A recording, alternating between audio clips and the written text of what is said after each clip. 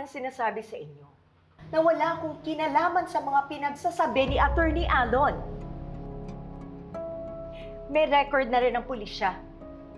Remember, eto, I even kept a copy of the CCTV footage for my own sanity.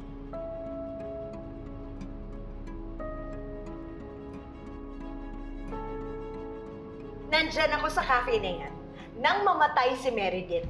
So paano na ako yung pumatay sa kanya? Pero ang sabi ho ni Renan, hindi kayo yun. Ang babaeng nasa footage ay si Vivian Cuevas, based on his testimony. Ilang beses na bang nagsisinungaling si inyo si Attorney Renan? Hindi na mabilang.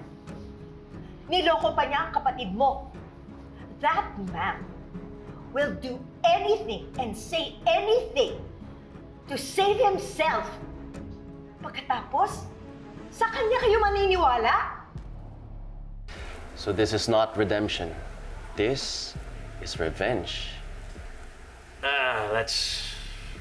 Let's call it poetic justice. Nilaglag ako ni Patricia, Alex. Cast me aside and thought she could go ahead and live her perfect little life. Well, not anymore. Total, tinalikuran niya na rin lang ako. Mas mabuti nang sa pagbagsak namin na siya ang mapuruan. I've thrown her to the lions, Alex. Now let's see how long she lasts. Alam ko ho mahirap paniwalaan si Renan ngayon. Pero naalala nyo nung tinanong ko kayo tungkol dun sa kaibigan yung si Vivian? Si Kurt mismo ang nakakita sa kanyang kausap niya si Paco at si Mellard. At si Mellard ang nagsumbong sa mga kabulastugan ni Renan. At nasagot ko na rin yung tanong na yan noon. Sinabi ko na sa iyo na hindi ko alam kung ano ang mga ginagawa ni Vivian. At puro haka-haka lang kung ano man yung mga pinapalabas ni Renan. Kung meron siyang ebidensya, ilabas na niya. Patricia, ano ba talagang totoo? May kinalaman ka ba dito? How can you even ask me that? I'm your wife! Alam mo, hindi ako mamamatay tao!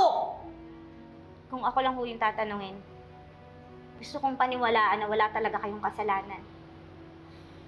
Dahil alam kong si tatay at si Trixie ang masasaktan maliban sa akin at ayokong mangyari yun. Kaya sana nga ako, talagang nagsasabi kayo ng totoo. At sinasabi ko ang totoo, Lilet. Inosente ako. Oo. Galit ako sa mama mo noon. Pero hindi yun sapat para patayin ko siya. Dahil hindi ko kayang pumatay. Hindi ko nga alam kung bakit nagawa mo akong pagdudahan ngayon. Kitang-kita ko sa mga mata mo, Lilet. At nasasaktan ako. Ikaw, na tinuring kong anak ko, ang unang nagdududa sa akin ngayon. Sumama ako sa iyo. Dahil nagtitiwala ako sa iyo. Kaya hindi ko alam kung bakit ako nagsasalita ng ganito na wala akong kasamang abogado. Bising bilang mga abogado, kailangan namin ma-explore lahat ng possibility.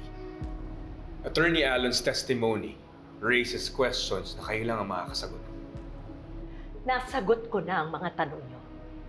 Ngayon, kung wala kayong mapapakita sa akin, mas matibay na ebidensya laban sa akin, you have no right to detain me here any longer.